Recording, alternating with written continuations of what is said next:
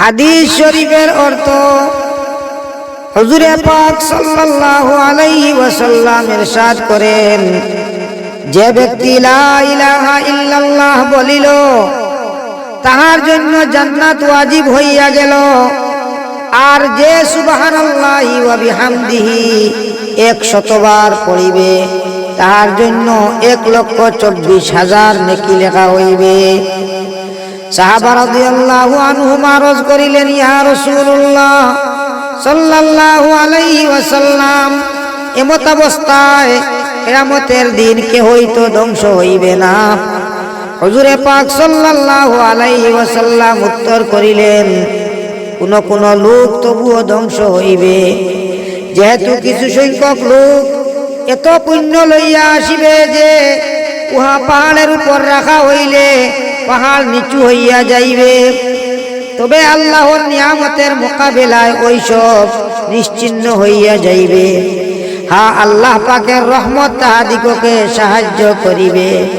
ফায়দা, নিয়ামতের মোকাবিলায় নিশ্চিহ্ন হইয়া যাইবার অর্থ হইল যে কিয়ামতের দিন সেখানে নেকি বদির হিসাব দিতে হইবে। সেখানে নিয়ামতের বিষয় জিজ্ঞাসা করা হইবে যে উহার কি হক আদায় করা হইয়াছে। কারণ আল্লাহর দেওয়া যাবতীয় বস্তুই একটা হক রহিয়াছে। যেমন হাদিস শরীফে বর্ণিত আছে, প্রত্যেক সকালে মানুষের প্রতিটি জুড়া এবং হাড়ের উপর একটা সদকা ওয়াজিব হইয়া যায়। অন্য হাদিসে আসিয়াছে, মানব দেহে 360টি জুড়া আছে, সুতরাং প্রত্যেক জুড়ার জন্য একটি করিয়া সদকা করা তাহার কর্তব্য।